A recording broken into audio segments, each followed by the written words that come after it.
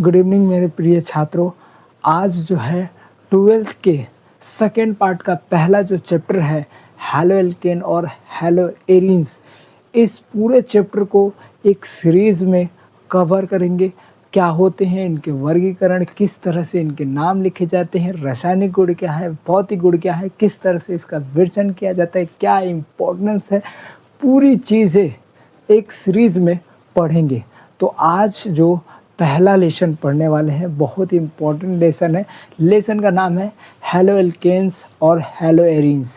जैसा कि यहाँ पर देख सकते हो हैलो एल्केन्स एवं हैलो एरीन्स, इसको RX और ARX से दर्शाए हैं। ये अभी पता चल जाएगा कि क्यों दर्शाए हैं। सबसे पहला जो हेडिंग है हैलो एल्केन्स। हैलो एल्केन्स को एक बार पढ़ते हैं और फिर समझ में नहीं आएगा तो हम टोटल जिम्मेदारी लेते हैं समझाने की। टोटली बस इस वीडियो को देखो, टोटली समझ जाओगे कि क्या होते हैं हैलो एल्केन्स और कभी भूलोगे नहीं, बिल्कुल लॉजिकली रूप से समझाएंगे। हैलो एल्केन्स किसी एलिफैटिक हाइड्रोकार्बन, अब यहाँ पर एक शब्द आ रहा है एलिफैटिक हाइड्रोकार्बन। तो 11 के सेकेंड पार्ट में लास्ट चैप्टर में हम लोग एक चैप्टर पढ़े थे हाइड्रोकार्बन्स। हाइड्रोकार्बन्स क्या होते हैं और एलिफैटिक और एरोमेटिक क्या होते हैं। तो एक बार यहाँ पर देखते हैं। हाइड्रोकार्बन का मतलब होता है कि हाइड्रोजन और कार्बन।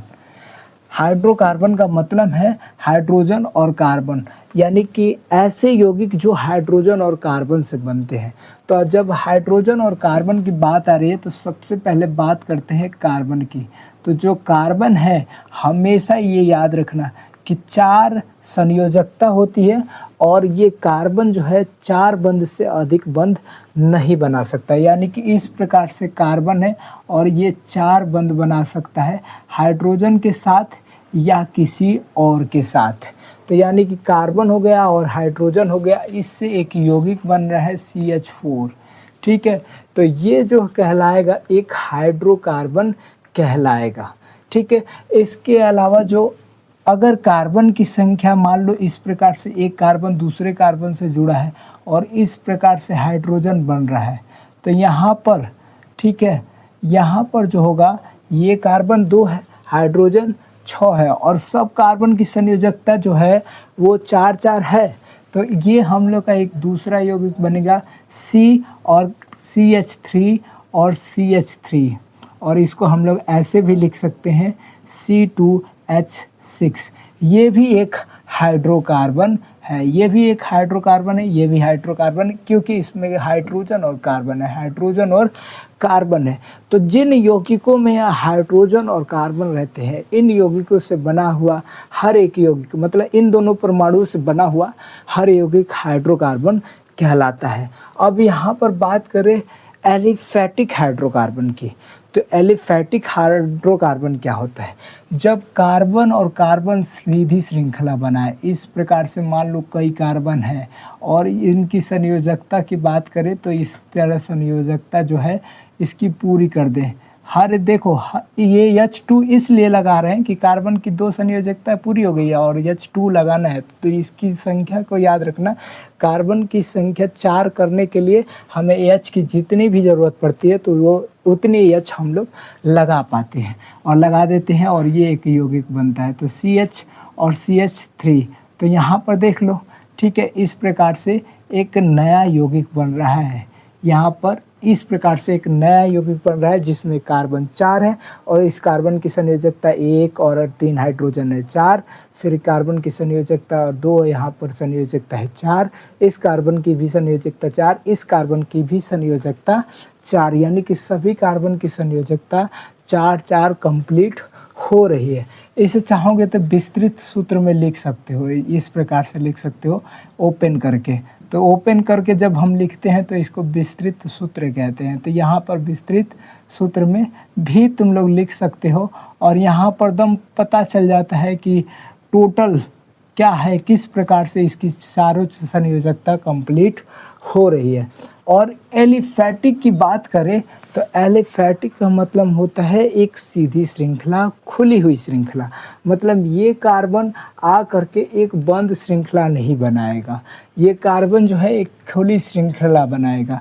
तो ये जो है एक एलिफैटिक हाइड्रोकार्बन है, ये जो है एक एलिफैटिक हाइड्रोकार्बन है, ये जो है एक एलिफैटिक हाइड्रोकार्बन है। अब यहाँ की बात करें तो यहाँ पर भी देख लो, ये भी जो है एक एलिफैटिक हाइड्रोकार्बन हो सकता है, CH3 और यहाँ पर CH और फिर उसके बाद CH2 और CH3।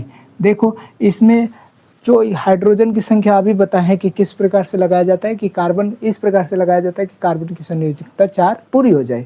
देखो कोई भी कार्बन को ले लो, अब यहाँ पर इसी कार्बन को ले लो तो एक संयोजकता इधर है, एक संयोजकता इधर है और 2 हाइड्रोजन लगा दिए ताकि इसकी 4 संयोजकता हो जाए। तो यहाँ पर इस प्रकार से हाइड्रोकार्बन जो यौगिक होते हैं वो खुद से तुम लोग बना सकते हो। बस याद रखना है कि कार्बन की संयोजकता 4 होती है, हाइड्रोजन की 1 होती है, और किस प्रकार से कार्बन से जुड़ रहे हैं तो उनकी संयोजकता और भी बढ़ जाएगी। मतलब कार्बन से जुड़ रहे हैं तो अब इसके भी 3 संयोजकता और इसके भी 3 एक्स्ट्रा संयोजकता और 6 संयोजकता। इस प्रकार से जो हाइड्रोकार्बन होते हैं वो जुड़ते चले जाते हैं और एक बड़ी श्रृंखला भी बना सकते हैं। तो यहाँ पर जो है 1 2 3 4 5 6 कार्बन बन गए, एक बड़ी श्रृंखला बन गई। लेकिन ये श्रृंखला अभी भी खुली हुई श्रृंखला है, तो ये भी जो है एक एलिफैटिक हाइड्रोकार्बन ही है, ये इतना याद रखना है। ये भी जो है क्या है, एलिफैटिक हाइड्रोकार्बन है। तो हमें उम्मीद करते हैं कि तुम लोग ये समझ गए होगे कि एलिफैटिक हाइड्रोकार्बन क्या होते हैं। अब इसी के साथ जब एलिफैटिक की बात कर रहे हैं तो एरोमेटिक भी पढ़ लेते हैं, क्योंकि अभी हम लोग जो हैलोएरीन पढ़ेंगे तो उसमें एरोमेटिक हाइड्रोकार्बन की बात आएगी। तो जब हम एलिफैटिक पढ़ लिए तो एरोमेटिक के बारे में भी समझ लो। एरोमेटिक में अगर हाइड्रोकार्बन है तो वो हाइड्रोजन और कार्बन से बने हुए, नाम भी है हाइड्रोजन कार्बन यानी कि हाइड्रोजन और कार्बन से बनने वाले यौगिक हाइड्रोकार्बन कहलाएंगे। ये परिभाषा तुम लोग लिख सकते हो। इसके अलावा जो है एलिफैटिक हाइड्रोकार्बन अभी हम समझा दिए, जिसमें खुली श्रृंखला रहती है वो एलिफैटिक हाइड्रोकार्बन कहलाती है। अब बात करें एरोमेटिक हाइड्रोकार्बन की, तो जब कार्बन आ करके वापस एक जुड़ करके एक चक्र बना देते हैं, एक श्रृंखला बना देते हैं, एक बंद आकृति बना देते हैं, कुछ इस प्रकार से। यहाँ पर हम समझा दे रहे हैं, फिर मिटा देंगे, ध्यान से समझ लेना। और यहाँ पर देखो, जैसे मैंने कार्बन ये है, ठीक है, ये एक और कार्बन से जुड़ गया, ये एक और कार्बन से जुड़ गया, ये एक और कार्बन से जुड़ गया, और ये कार्बन फिर पुराने वाले कार्बन से जुड़ गया। और इसकी संयोजकता मेंटेन देख लो, कर लेते हैं। 1 2 और हाइड्रोजन 2 लगा दो, 1 2 हाइड्रोजन 2 लगा दो, 1 2 हाइड्रोजन 2 लगा दो, 1 2 हाइड्रोजन 2 लगा दो, यानी कि सबकी संयोजकता जो है 4 हो गई। चारों कार्बन की संयोजकता 4 हो गई। लेकिन बन क्या रहा है, एक बंद श्रृंखला। क्या बन रहा है, एक बंद श्रृंखला। तो जब बंद श्रृंखला बनेगी तो ये क्या कहलाएगा, एरोमेटिक कहलाएगा। क्या कहलाएगा, एरोमेटिक। क्या कहलाएगा, एरोमेटिक। जब ये बंद श्रृंखला बनेगी तो ये एक एरोमेटिक, और ये हाइड्रोजन और कार्बन से बना हुआ तो एरोमेटिक हाइड्रोकार्बन कहलाएगा। इसके अलावा कुछ इस प्रकार से भी श्रृंखलाएं बनती हैं। इस प्रकार से ये जो बहुत प्रसिद्ध यौगिक यानी कि बेंजीन है, और बेंजीन जो है कार्बन से ही बना होता है, और कार्बन के हर एक जगहों पर एक एक हाइड्रोजन रहता है, और एक एक हाइड्रोजन रहता है। तो यहाँ पर कार्बन आपस में जाकर के क्या बना रहे, बंद आकृति बना रहे। तो ये भी क्या है, एक एरोमेटिक हाइड्रोकार्बन ही है। क्या है, एक एरोमेटिक हाइड्रोकार्बन। अगर इसको हम ओपन करते हैं तो देख सकते हो कि इस प्रकार से है। देखो यहाँ पर अगर इसकी बात करें तो ये कार्बन है, फिर डबल बंद है, फिर कार्बन है, फिर सिंगल बंद है, फिर कार्बन है, फिर डबल बंद है, फिर कार्बन है, फिर सिंगल बंद है, फिर कार्बन है, फिर डबल बंद है, फिर कार्बन है, फिर सिंगल बंद है। तो अभी देखो 1 2 3, इसकी 3 हो गई। तो यानी कि संयोजकता 4 पूरी करने के लिए एक एक हाइड्रोजन सबके पास होता है। तो ये हम लोग का संरचना हो गई, और ये जो हो गई एक एरोमेटिक हाइड्रोकार्बन का एक मस्त उदाहरण हो गया। ठीक है, तो ये हम लोग का क्या है, एक एरोमेटिक, ठीक है, एरोमेटिक हाइड्रोकार्बन। क्या है, हाइड्रोकार्बन।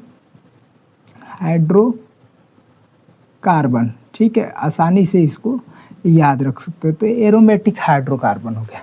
तो एलिफैटिक हाइड्रोकार्बन समझ गए, एरोमेटिक हाइड्रोकार्बन समझ गए। ठीक है, इस प्रकार से तुम लोग अच्छे तरीके से नोट्स भी बना सकते हो। तो एलिफैटिक हाइड्रोकार्बन, मेथेन क्या हो गया, एक एलिफैटिक हाइड्रोकार्बन हो गया।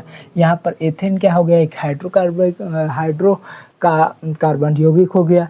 इसके अलावा यहाँ पर 4 से है, तो यानी कि ये ब्यूटेन है, ये भी एक हाइड्रोकार्बन है। और ये आइसो हेक्सेन है, तो ये भी एक जो है हाइड्रोकार्बन ही है। लेकिन अभी नाम से मतलब मत रखो, क्योंकि नाम लिखना मैं सिखाऊंगा। अगर नाम नहीं लिख पा रहे हो या नाम नहीं पता है तो उसमें कोई दिक्कत नहीं है। अभी हम अगले वीडियो में, जिसमें हम हेलो एल्केन और हेलो एरिन का नामकरण सिखाएंगे, उसमें सभी ये जो हाइड्रोकार्बन से हैं और जब जो सभी हेलो एल्केन से आसानी से नाम लिख लोगे।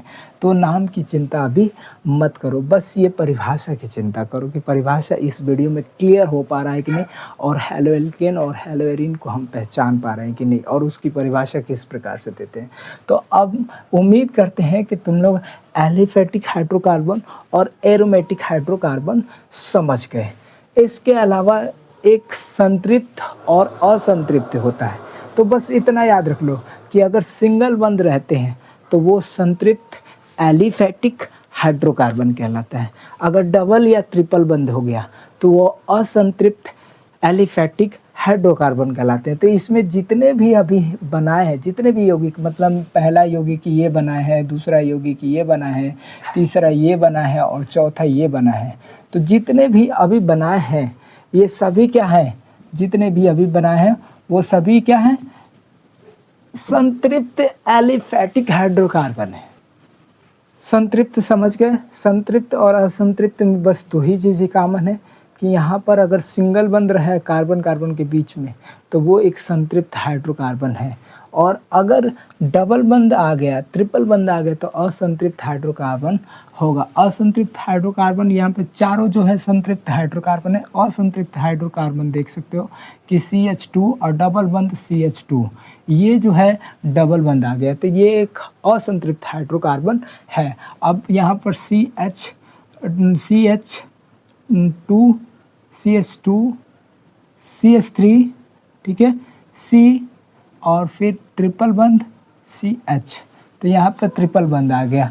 तो ये दोनों क्या है, असंतृप्त हाइड्रोकार्बन है। तो डबल और ट्रिपल बंद आएगा तो असंतृप्त एलिफैटिक हाइड्रोकार्बन, और अगर सिंगल बंद है, अगर एकल बंद है तो उसको हम लोग संतृप्त हाइड्रोकार्बन कहते हैं। अब एक बार फिर से परिभाषा को क्लियर कर दे रहे हैं कि किसी एलिफैटिक हाइड्रोकार्बन, ठीक है, किसी एलिफैटिक हाइड्रोकार्बन, इसको मिटा रहे हैं क्योंकि यहाँ पर हम बताने वाले हैं, ध्यान दो। किसी एलिफैटिक हाइड्रोकार्बन में से एक या एक से अधिक हाइड्रोजन परमाणु, सभी एलिफैटिक हाइड्रोकार्बन में हाइड्रोजन परमाणु तो होते ही हैं, ठीक है, तो एक या एक से अधिक हाइड्रोजन परमाणु निकाल दो, ठीक है, और उसके जगह पर एक हाइड्रोजन परमाणु लगा दो। अब हाइड्रोजन परमाणु क्या होता है अभी हम ध्यान से समझाते हैं।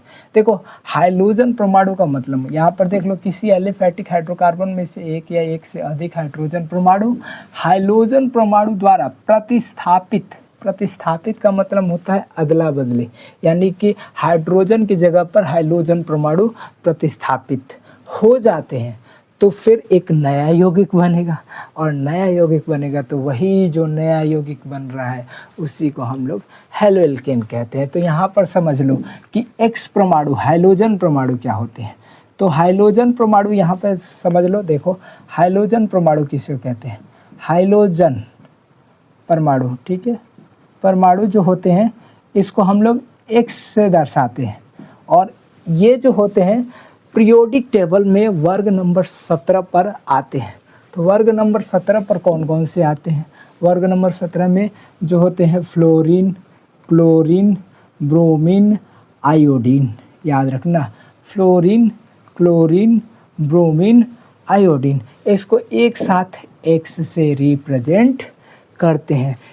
इसको हमेशा के लिए याद रखना, क्योंकि रसायन विज्ञान में कभी भी हमेशा जो होता है ये मैथ में एक्स माना जाता है, लेकिन इसमें जब एक्स दिख जाएगा तो समझ लेना कि ये यही है, फ्लोरीन, क्लोरीन, ब्रोमीन, आयोडीन। तो ये जो है एक्स से रिप्रेजेंट करते हैं।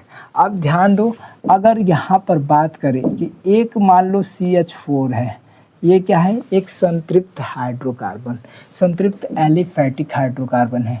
इसमें से एक हाइड्रोजन निकाल दो, माइनस हाइड्रोजन, और इसमें से एक हाइड्रोजन परमाणु जोड़ दो, तो एक्स हाइड्रोजन परमाणु जोड़ दिए। यहाँ पर क्लोरीन जोड़ सकते हो, ब्रोमीन जोड़ सकते हो, आयोडीन जोड़ सकते हो, और इसके अलावा जो है फ्लोरीन भी जोड़ सकते हो। तो जब जोड़ेंगे तो यहाँ पर CH, एक H निकल जाएगा तो 3H बचेगा, X परमाणु आ गया, तो यहाँ पर X। कार्बन की संयोजकता भी मेंटेन रही, 4 रही, और 3 इसके साथ हाइड्रोजन के साथ बनाएगा, एक X परमाणु के साथ बनाएगा, तो कार्बन की संयोजकता भी 4 रही और एक नया यौगिक बन गया। इसी को हम लोग क्या बोलेंगे, हेलो एल्केन। क्या बोलेंगे, हेलो एल्केन, हेलो एल्केन। ठीक है, अब इसको हेलो एल्केन बोलेंगे, ये बात को याद रखना है। ठीक है, अब X की जगह पर कुछ भी रह सकता है, जैसे मान लो कि यहाँ पर C और H4 है, और इसके जगह पर एक हाइड्रोजन हटा दिए, और इसके जगह पर एक क्लोरीन परमाणु जोड़ दिए, और एक हाइड्रोजन हटा दिए। ठीक है, तो हाइड्रोजन हटा दिए तो यहाँ पर CH3Cl, तो ये हम लोग का एक जो है हेलो एल्केन है, और इसका पर्सनल नाम जो बात करें तो क्लोरोमेथेन है, या इसको मेथिल क्लोराइड, दोनों नाम से बुला सकते हैं। तो इस बात को याद रखना। तो यहाँ पर ये बात तुम लोग को समझ में आ गई। तो ये जो है इसका एक बहुत ही अच्छा उदाहरण है। तो उदाहरण के तौर पर इसको बात कर सकते हो, और उदाहरण लिखना है तो हम इसको मिटा दे रहे हैं और इसको उदाहरण लिख लो। यहाँ पर देख सकते हो, फिर से इसको मिटा देते हैं।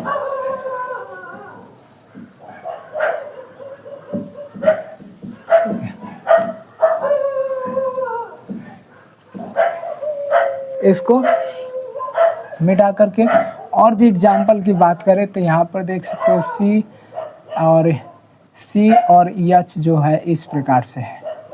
ठीक है, H जो है इस प्रकार से है। ठीक है, C और H इस प्रकार से है। तो ये भी क्या है, एक संतृप्त एलिफैटिक हाइड्रोकार्बन।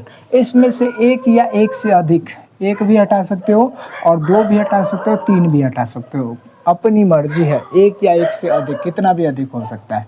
तो एक या एक से अधिक हाइड्रोजन परमाणु हटाओ। ठीक है, तो यानी कि हम मान लेते हैं कि 2 हाइड्रोजन परमाणु हटाते हैं, तो इस बार 2 हाइड्रोजन परमाणु हटाते हैं और 2 हाइड्रोजन परमाणु जोड़ देते हैं। एक ही प्रकार का भी जोड़ सकते हो, और चाहोगे तो एक क्लोरीन, एक ब्रोमीन, एक फ्लोरीन, एक आयोडीन, कुछ भी जोड़ सकते हो। तो यहाँ पर एक ही प्रकार के 2 क्लोरीन परमाणु जोड़ रहे हैं, तो यहाँ से 2 हाइड्रोजन हटा दो। तो 2 हाइड्रोजन हटाओगे तो C और बाकी H जो है इस प्रकार से हो सकता है, और C और H हटा दो 2, और 2 के हटाने की जगह पर यहाँ पर क्या जोड़ेंगे, तो क्लोरीन, और यहाँ पर क्या जोड़ेंगे, तो क्लोरीन। ठीक है, इस प्रकार से ये बनने वाला यौगिक जो है एक क्या कहलाएगा, एक हेलो एल्केन कहलाएगा। तो उम्मीद करते हैं कि जो हेलो एल्केन है वो अच्छे तरीके से समझ गए हो। अब इसको जो है एल्किल हाइलाइड भी कहते हैं, इसको जो है एल्किल हाइलाइड भी कहते हैं। तो ध्यान से सुनो, एल्किल हाइलाइड क्यों कहते हैं, क्योंकि एल्किल समूह और हाइलाइड समूह जुड़ा होता है। तो एल्किल समूह क्या होता है, तो एल्किल समूह को हम लोग R से दर्शाते हैं। ध्यान दो, एल्किल समूह को हम लोग R से दर्शाते हैं, इस बात को याद रखना। और एल्किल समूह होता क्या है, तो इसे R से दर्शाते हैं, और ये जो होता है हाइड्रोजन और कार्बन का समूह होता है। कार्बन, अब कार्बन को ऐसे लिखते हैं, कार्बन और हाइड्रोजन का समूह होता है। क्या होता है, समूह। ठीक है, कार्बन और हाइड्रोजन का समूह होता है। और हाइलाइड यानी कि हाइड्रोजन को हम लोग हाइलाइड कहते हैं। ठीक है, यानी कि X से रिप्रेजेंट करेंगे हाइलाइड को, हाइलाइड, ठीक है। तो हाइलाइड एक्स से रिप्रेजेंट होता है और इन दोनों को मिला करके यानी कि एक आर और एक एक्स या 2x 3x कुछ भी, ठीक है। तो यानी कि यहाँ पर जो बन रहा है वो एल्किल हाइलाइड कहलाएगा, यानी कि एल्किल आर को बोलते हैं, हाइलाइड एक्स को बोलते हैं। तो ये हम लोग का एल्किल हाइलाइड कहलाएगा, ठीक है, याद रख सकते हो, एल्किल हाइलाइड कहलाएगा। समझ में आ गया? और इसलिए इसे R और X से रिप्रेजेंट करते हैं, R और X से दर्शाते हैं। और इसीलिए चैप्टर में हम शुरू में क्या किए हैं, R और X से इसको दर्शाए हुए हैं, ठीक है। इसके अलावा जो है, इसके अलावा और आर एक्स की बात करें तो एक यौगिक भी देख सकते हो कि R की जगह पर CH3 लिख दो जो कि कार्बन और हाइड्रोजन का समूह है, और X की जगह पर के जो है एक Br लिख लो तो मेथिल ब्रोमाइड। R की जगह पर C2H5 लिख लो जो कि कार्बन और हाइड्रोजन का यौगिक है, और ब्रोमीन या Br के यहाँ पर एक कोई भी X की जगह पर क्लोरीन लिख लो, ठीक है। तो यहाँ पर एक जो है यहाँ पर मेथिल ब्रोमाइड और यहाँ पर एथिल क्लोराइड एक हेलो एल्केन है जिसको हम एल्किल हाइलाइड भी कह सकते हैं। तो उम्मीद करते हैं कि हेलो एल्केन अच्छे तरीके से समझ में आ गया है।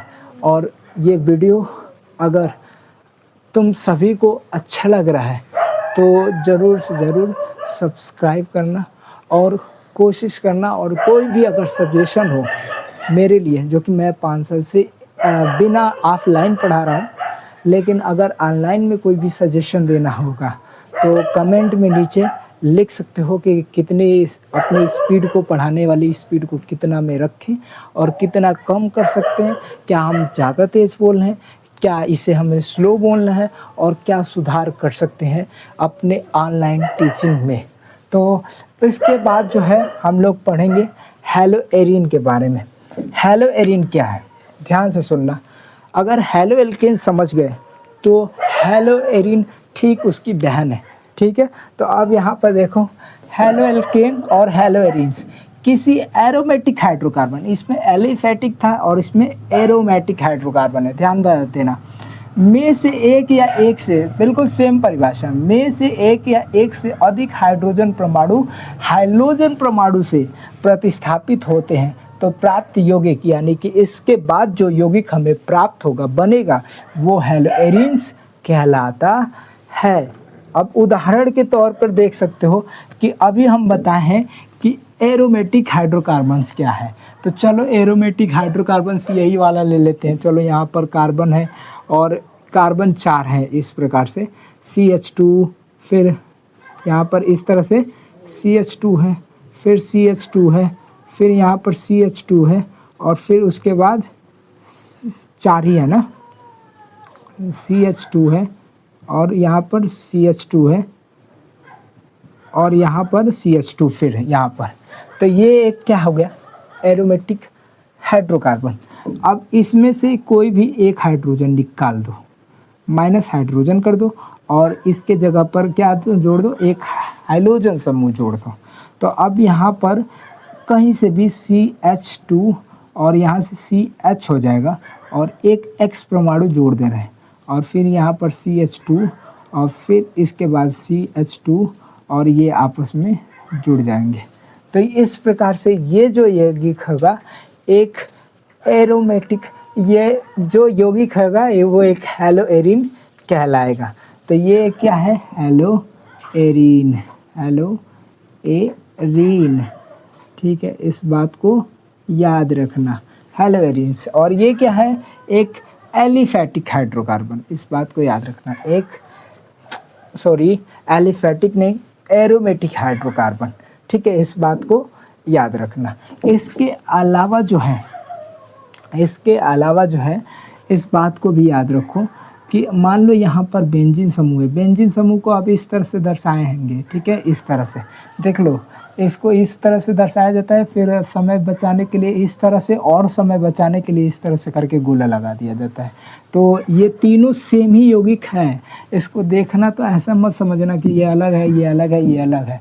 ये इसी को समय बचाने के लिए ऐसे लिखा जाता है और इसी को समय बचाने के लिए ऐसे लिखा जाता है। अगर ये जानकारी अच्छी लगी तो लाइक ज़रूर करना, ठीक है। इसके बाद जो है, इस पर हम लोग अगर कोई भी एक हाइड्रोजन परमाणु निकालते हैं, ठीक है, हाइड्रोजन परमाणु माइनस कर दे रहे हैं, हाइड्रोजन परमाणु माइनस कर देते हैं और हाइड्रोजन परमाणु प्लस कर देते हैं, तो तुमको दिख रहा है कि हाइड्रोजन परमाणु सभी कार्बन पर है, तो हाइड्रोजन परमाणु हटेगा कहाँ से, और जहाँ से रहेगा तहीं से तो हटेगा। तो यहाँ पर है कार्बन के साथ हाइड्रोजन परमाणु जुड़ा है, तो यहीं से हटेगा, और यहीं हटेगा तो यहाँ पर हाइड्रोजन परमाणु यहीं पर जाके जुड़ेगा। तो यहाँ पर देख सकते हो, ठीक है। तो यहाँ पर हाइड्रोजन परमाणु अगर हट गया, यहाँ से हाइड्रोजन परमाणु हटा होगा और यहीं पे क्या होगा, एक्स परमाणु को जोड़ देंगे, तो ये क्या हो गया, एक हेलोएरीन हो गया, हेलोएरीन हो गया। अब यहाँ पर देखो हेलोएरीन, सॉरी एलोएरीन लिख दिए हैं, हेलोएरीन, हेलोएरीन हो गया। अब यहाँ पर एक और उदाहरण देख लो, ये हम लोग का एक बेंजीन है और इसको हम लोग अगर एक्स परमाणु को हटा करके, मान लो कि एक हाइड्रोजन परमाणु को हटा दिए और एक क्लोरीन परमाणु को जोड़ दिए, तो ये बन जाएगा क्या, तो क्लोरोबेंजीन, बहुत ही प्रसिद्ध यौगिक। लेकिन ये इस प्रकार से नहीं, ये परिभाषा है बनने का, तो इसका तरीका इस प्रकार से है कि बेंजीन में जब हम क्लोरीनीकरण कराते हैं तो उसको समझाएंगे कि किस प्रकार से बनाया जाता है। ये परिभाषा के तौर पर ये कहा जा रहा है कि एक हाइड्रोजन निकल जाएगा, एक क्लोरीन अगर जुड़ जाएगा तो वो एक हेलोएरीन कहलाएगा। तो इस प्रकार से एक और इम्पोर्टेंट टॉपिक है कि इसे एरिल हैलाइड भी कहते हैं। जब हाइड्रोकार्बन एक बंद श्रृंखला रहती है तो उसे हम लोग एरिल कहते हैं। जैसे मान लो कि इस प्रकार से हाइड्रोकार्बन है, ठीक है, और ये अगर बंद श्रृंखला है तो इसे हम लोग एरिल कहेंगे। क्या कहेंगे, एरिल, और एरिल कहते हैं, और इसे ए आर से रिप्रेजेंट करते हैं।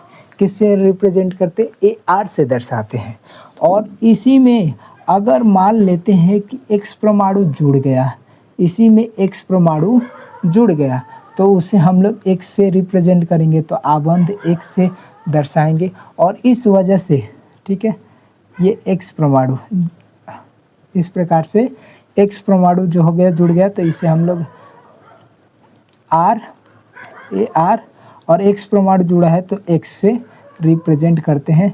जहाँ पर ए आर एक बंद श्रृंखला हाइड्रोकार्बन है और एक्स जो है एक हाइड्रोजन समूह यानी क्लोरीन, फ्लोरीन, ब्रोमीन, आयोडीन है। और इस प्रकार से बनने वाला यौगिक जो है एक एरिल हाइलाइड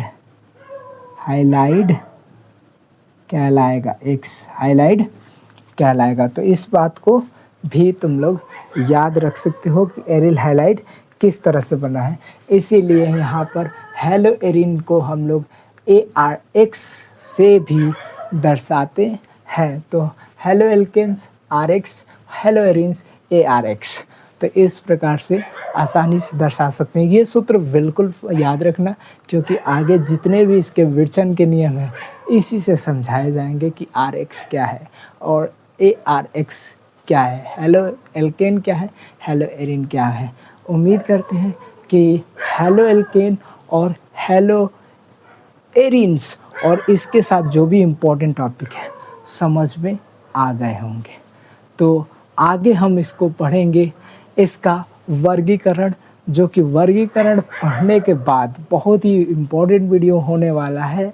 तो प्लीज़ इस चैनल को सब्सक्राइब कर लो, और जो अगला वीडियो होगा वो ऑलमोस्ट सेकेंड पार्ट के 4 चैप्टर के लिए इम्पोर्टेंट होगा। जो कि हैलोएल्केन और हैलोएरिन्स का जो वर्गीकरण करेंगे, वो आगे चल के 4 चैप्टर के लिए भी इम्पोर्टेंट होगा, क्योंकि सभी का वर्गीकरण सेम किया जाता है, बस थोड़ा बहुत अंतर आता है। तो हैलोएल्केन और हैलोएरिन्स का अगर वर्गीकरण सीख गए, तो लगभग सभी यौगिकों का वर्गीकरण सीख गए। उसी में हम सीखेंगे कि द्वितीयक कार्बन क्या होता है, प्राथमिक कार्बन क्या होता है, तृतीयक कार्बन क्या होता है, अल्फा कार्बन क्या होता है, बीटा कार्बन क्या होता है, आर्थो, मेटा, पैरा, पोजीशन, ये सभी क्या होते हैं। तो बहुत ही अगला टॉपिक इम्पोर्टेंट है। चैनल को सब्सक्राइब कर लो और अगला वीडियो हम भेज रहे हैं 1 दिन के बाद।